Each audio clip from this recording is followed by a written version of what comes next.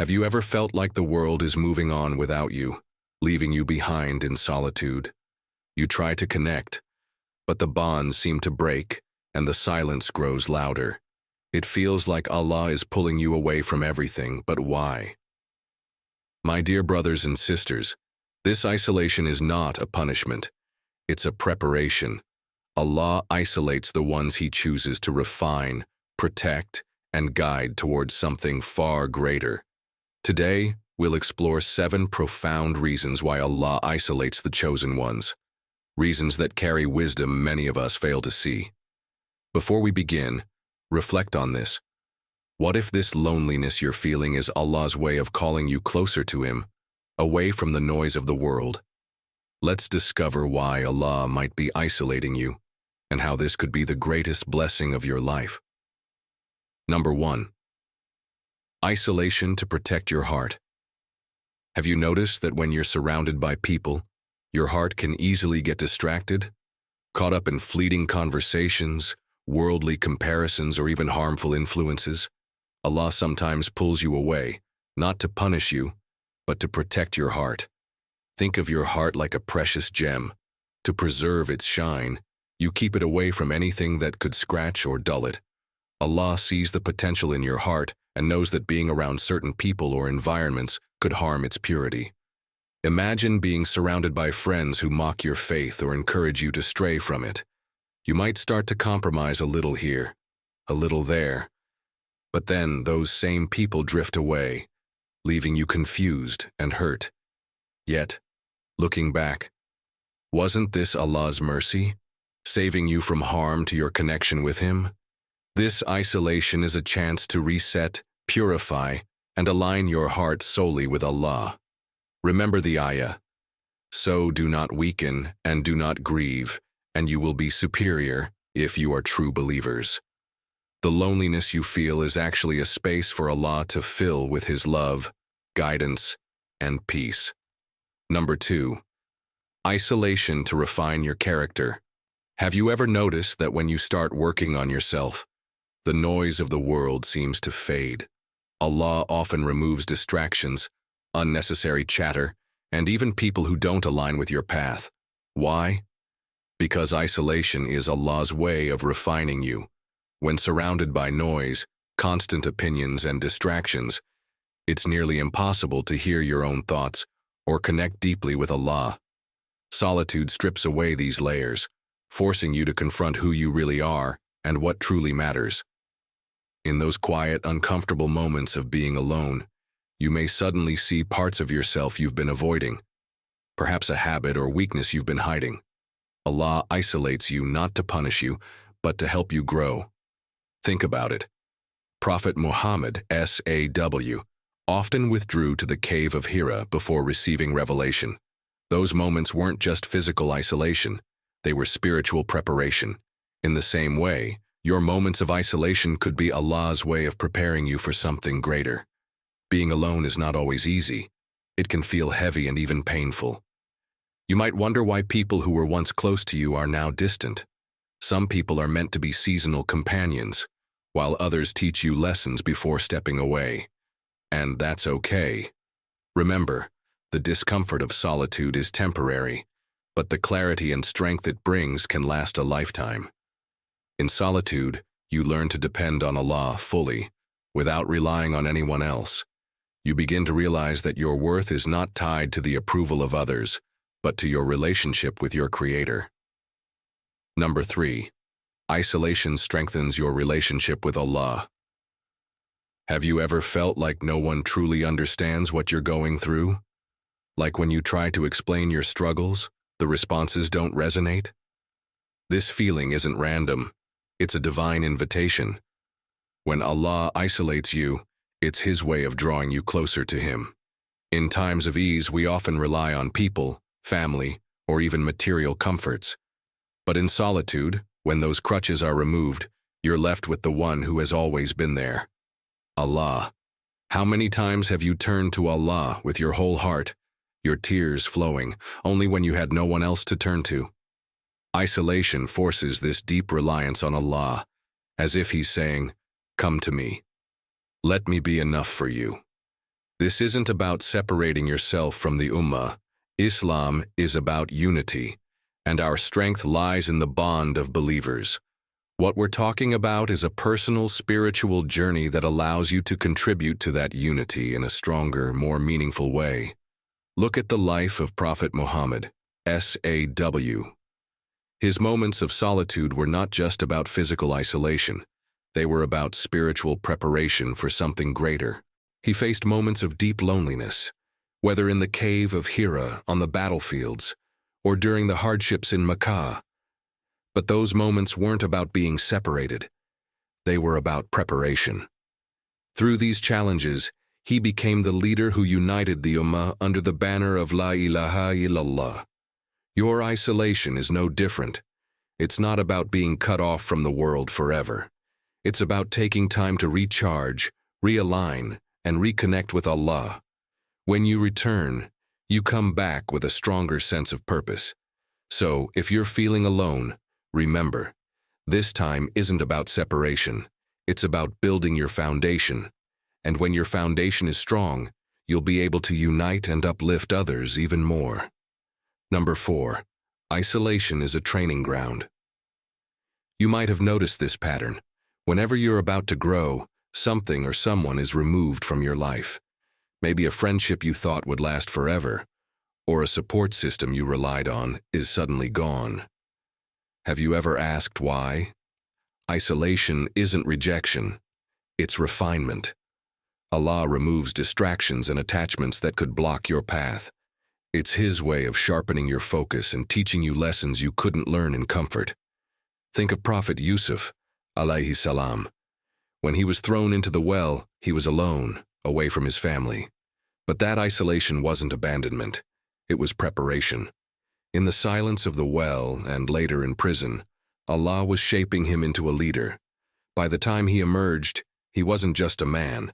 He was a man of extraordinary wisdom, resilience, and faith. So, here's something to think about.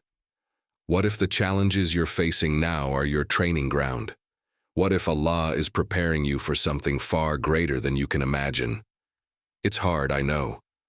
Losing people, facing silence, feeling forgotten. It can make you question your worth. But remember, diamonds are formed under pressure, and the finest swords are forged in fire. The struggles you face in isolation are the tools Allah uses to refine you into a better version of yourself. Don't rush to fill the silence. Don't try to reconnect with people Allah has removed. Instead, take this time to look inward and upward. Ask yourself, what is Allah teaching me through this? When you change your perspective, isolation becomes a gift. It's not here to break you, it's here to build you. Number 5. Allah's plan requires patience. Have you ever felt stuck, like your life is on pause? You see others moving forward, but you feel like you're standing still. It's frustrating, isn't it? But remember, Allah's delay is not His denial. Sometimes He isolates you because He's preparing something far greater for you. The waiting period isn't wasted time. Think of it like a cocoon. Just as a caterpillar has to remain still to become a butterfly, your isolation is part of your transformation. Prophet Musa, alayhi salam, spent years away from Egypt, herding sheep in the wilderness. It might have seemed like a step backward, but it was exactly the preparation he needed to lead his people. What if this waiting time is where Allah is working the most in your life? What if this time is for strengthening your faith, sharpening your skills, and clearing distractions that could hold you back? Patience doesn't mean sitting back passively. It's about trusting Allah's timing and using this time to build yourself spiritually, mentally, and emotionally. When the moment comes, you'll be ready for what Allah has planned for you. Remember, Allah knows the perfect time for everything. What feels like a delay is part of His divine design. The pause isn't punishment, it's preparation. Number 6. Isolation refines your intentions. Sometimes being alone feels unbearable. The silence, the solitude, it can make you question everything. But the truth is, isolation purifies your intentions. When you're surrounded by people, Their opinions and expectations can cloud your heart. You might do things to seek their approval, even without realizing it. But when Allah removes you from the noise, it's an invitation to reflect. Who am I doing this for?